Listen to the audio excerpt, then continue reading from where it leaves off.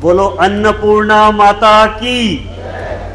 सम्मानीय मंच, उपस्थित सभी बंधुओं, माताओं, बहनों, क्या है कि आप सब लोग हैं कर्म करने वाले और हम हैं बतौलेबाज। हम तो बात ही कर सकते हैं, मनो एक दो बातें ध्यान आ रही हैं, छोटी सी बात करके अपन भोजन की तरफ चलेंगे, क्योंकि कर्म प्रधान विश्व करी राखा, ऐसा रामायण जी में कही है। और भगवान कृष्ण भी गीता में यही कह गए हैं कि कर्म ही सब कछु है। मनो एक बात है, एक और बात अपने यहाँ कहा है कि जिसका काम उसी को साजे, इसीलिए कहते हैं कि 100 सुनार की और 1 लोहार की। तो बात यह है, एक छोटी सी कहानी सुनाता हूं। गड़बड़ कहाँ हो रही है अपने देश में, अपने समाज में, अपने परिवार में, अपने गांव में, इस कथा के माध्यम से हम समझेंगे तो बहुत कुछ हल हो सकता है। एक थी भैया चील। क्या थी? चील। बहुत ऊपर उड़ती थी चील, आसमान में इतनी ऊपर जाती थी कि दिखे ही ना।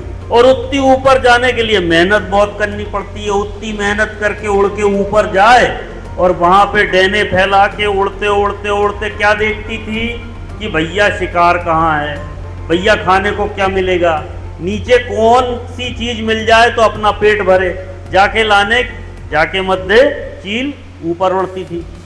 तो वहां पे एक दिना उसने देखी कि इतनी मेहनत मैं करती हूं, मनो एक नदी के किनारे बैठ के बगुला ना तो उड़ता है, ना ऊपर जाता है, ना मेहनत करता है, कछु जाए करना ही नहीं पड़ा। ये तो झहीं बैठा रहता है एक टांग पे, और धीरे से जब मौका पड़ता है सट्ट धनी से चोंच डुबाता है और मच्छी उसको मिल जाती है। तो चील ने कही कि यार अपन ही पागल हैं, इतनी मेहनत कर रहे हैं, ये जैसा कह रही है कर रही है वैसे ही अपने को करना चाहिए। और वो बैठ गई एक पत्थर के ऊपर नदी पे, और नदी पे बैठ के उसने अपनी, चील की आंख कैसी होती है, चील की नजर होती है बहुत तेज। आवाज आ रही मेरी पीछे तक? हाँ, चील की नजर होती है बहुत तेज। तो बाने देखी कि बहुत ही नीचे, और जैसे ही निशाना साध के उसके लायक शिकार दिखा मच्छी का, उसने, चील ने खट्ट से पूरी ताकत लगा दी डुबकी। ठीक है, ये तो इतना तक तो ठीक किया उसने। मनो जैसे ही उसने डुबकी लगाई तो नीचे हता कीचड़, कीचड़ में मुंडी गई फंस, है ना। और पूरा का पूरा उसका जो ऊपर का शरीर था, ऊपर का, उसको बोलते हैं रुंड, नीचे इसको बोलते हैं मुंड और इसको बोलते हैं रुंड। तो वो रुंड जो है गुलाटी खाने लगी।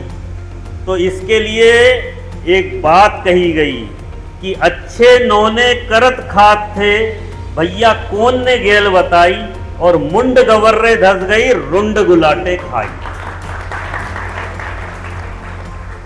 इसका सार ये है कि हमरे पूर्वज, हमरे माता पिता, हमरे बाप दादा जो काम करते आ रहे हैं, जिसमें वो निपुण हैं, जिसमें वो दक्ष हैं, जिस कला को वो जानते हैं, जिस कारीगरी को वो जानते हैं, ये अंग्रेजी पद्धति ने पिछले 100-200 साल में हमसे वो छुड़वा दिया। हमको ये बताया कि ये काम छोटा है, और हम उस चक्कर में फंस गए। हम टाई कोट के चक्कर में आ गए कि भैया कुछ ना करना पड़े, कर्म ना करना पड़े, कुछ ना करना पड़े, कोट पहन के, टाई पहन के कुर्सी पे बैठने को मिल जाए और बात हो जाए खत्म। और इस फरफंद में पड़ के, इस चक्कर में पड़ के हम हो गए बर्बाद।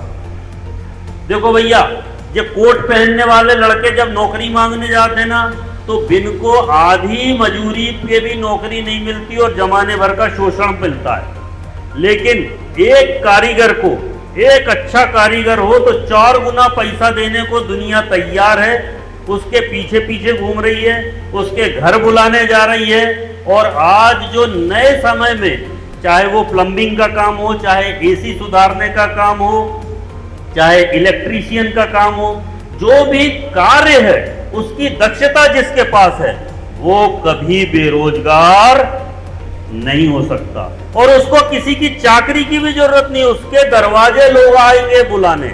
तो इस बात को समझें, इस बात को समझते हुए कि हम जो हैं उस कला को हमको बनाना है। हमको अगर हम बगुले नहीं हैं तो चील बनने के चक्कर में नहीं पड़ना है। काहे कि अपनी कला के नाम पे दूसरे लोग आकर और उसी क्षेत्र में काम करके अपने से ज्यादा धन कमा करते हैं। ये वर्मा साहब ने अभी कहा ना, डिजाइनिंग, मार्केटिंग, ये सारी चीजें यदि हो तो इसके नाम पर कलाकार, कारीगर जिस क्षेत्रों में आगे बढ़ सकता। अब तो पूरी की पूरी नई जो शिक्षा नीति आई है, राष्ट्रीय शिक्षा नीति आई है, उसमें पूरा बल ही अपन ने पूरे देश में ये दिया है कि काम और हुनर को हमने आगे बढ़ाना है। अब बीए कर रहे हैं, एमए कर रहे हैं, एमएससी कर रहे हैं, शहर में पढ़ रहे हैं, बाप दाऊ जो है पसीना बहा बहा के जो है खेत बेच बेच के कर्जा ले लेके पढ़ा रहा है, 6-8 साल मोड़ा बाहर पढ़ रहा है और 8 साल बाद वापस आके वही काम कर रहा है जो उसको करना था। 8 साल अगर वो बाप के जोरे रहता तो वो उस काम में सीखता, सिखाता, 8 साल में दक्ष हो जाता, निपुण हो जाता और बाप से भी आगे बढ़ सकता था। परंतु 8 साल उसने गंवाए, जवाने भर का पैसा खर्च करवाया, बाप को कर्जे में डलवाया कि मैं बहुत बड़ी नौकरी लेके आऊंगा, मैं बहुत पढ़ लिख के आऊंगा, और 8 साल बाद आकर वापस वही कन्नी पकड़ रहा है। तो भैया पहले ही पकड़ लेता। हमारे एक दोस्त हैं, उन्होंने कहा वो उनका सोने का सुनारी का काम है, उनने कोटा में लड़के को पढ़ने भेजा, डॉक्टर इंजीनियर बनाने भेजा। तो वो लड़के ने पिताजी से कहा कि पिताजी एक बात बताओ, 7-8 साल में यहाँ तैयार होके आऊंगा और ये मेरे को आजकल पता चल रहा है कि इंजीनियर की नौकरी मिलने पर 30-35 हजार रुपया मिल रहे हैं, तुम मेरे को आज के दिन अलग काउंटर खुलवा दो, 50 हजार रुपया महीने का, तो मैं आज आदमी हूं। काय 7-8 साल मेरे बर्बाद कर रहे हैं। और आज बड़े बड़े लोग, बड़े बड़े इंडस्ट्रियलिस्ट, बड़े बड़े शुगर मिल वाले, बड़े बड़े राइस मिल वाले, बड़े बड़े जो सोना चांदी डायमंड का विदेशों में व्यापार कर रहे हैं, वो अपने मोड़ा मोड़ी को दुनिया में जो भी पढ़ने भेज रहे हैं उसी क्षेत्र की पढ़ाई करने भेज रहे हैं। वो विदेशों से डायमंड कैसे काटना है, सोने चांदी जवाहरात में कैसे काम करना है, वही सीख के आ रहे हैं। नई मशीनरी कौन सी लग रही है, नई टेक, पर उसी क्षेत्र में काम कर रहे हैं। तो आप सबसे निवेदन है कि इस बात को गौरव से, गर्व से, कि हम जो काम कर रहे हैं, देखो भैया आखिरी बात, अपनी संस्कृति ये बताती है कि हम सब के सब ब्रह्मा जी की संतान हैं। ब्रह्मा जी की ही सब संतान है। भगवान विश्वकर्मा हो, लंका बनाई थी मैंने, बहुत बड़ा कलाकार था वो हो, जो पुष्पक विमान भगवान विश्वकर्मा ने बनाया था, सब ब्रह्मा जी की संतान है। तो जब सभी के सब ब्रह्मा जी की संतान हैं तो सबके सब भाई हो गए कि नहीं हो गए? और जब सबके सब भाई हैं तो बड़े छोटे के भाव को दूर करके, आपस में एकता करके और मिलजुल के इस देश को आगे बढ़ाने के लिए आज हो ये रहा है कि चीन से अपने हाथ में बांधने के लिए राखी आ रही है।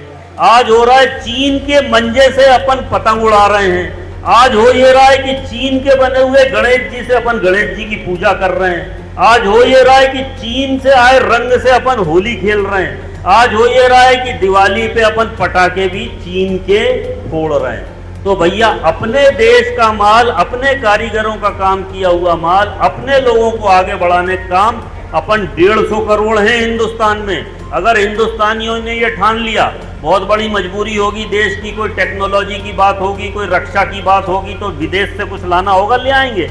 मानो ये छोटी मोटी चीजें तो हम अपने देश की ही वापरेंगे। ये संकल्प आज के दिन हम सबने करना चाहिए कि हम अपने गांव के बने हुए, अपने क्षेत्र के बने हुए, अपनी देसी चीजों को आगे बढ़ाएंगे, उसी का उपयोग करेंगे। और देखेंगे एक बात और, अभी वो बप्पा बैठा वहां ट्रंप नाम का अमेरिका में, वहां ने अपने देश पे 50% टैरिफ लगा हुआ है। बाकी कारण देश के बहुत बड़े कारीगर वर्ग और कलाकारों और चीजें बनाने वालों की रोजगार पे संकट खड़ा हो रहा है, क्योंकि अपने देश का माल महंगा हो गया। महंगा होने से बांग्लादेश और पाकिस्तान के लोगों का सस्ता हो गया। तो अपन ने ये सोचना चाहिए कि हम कोई भी चीज देखेंगे तो देखेंगे कि ये अमेरिका का बना हुआ तो नहीं है, ये कंपनी अमेरिका की तो नहीं है। अगर अमेरिका की होगी तो हम उपयोग नहीं करेंगे। ये बातें अगर छोटी छोटी हमने कर ली तो अपने को कोई नहीं रोक सकता, क्योंकि बूंद बूंद से घड़ा भरता है। और इस आह्वान के साथ कि ये एक बड़ा यज्ञ है, देश आगे बढ़ रहा है, हम सबकी कलाओं का, कारीगरी का कद्र करने का जमाना आ रहा है, सब लोग उसकी ओर आगे बढ़ रहे हैं। आज दुनिया के लोग विस्मय करते हैं, अब बात लंबी होती जाएगी अपने मंदिरों को देखकर कि ये कैसे बना है।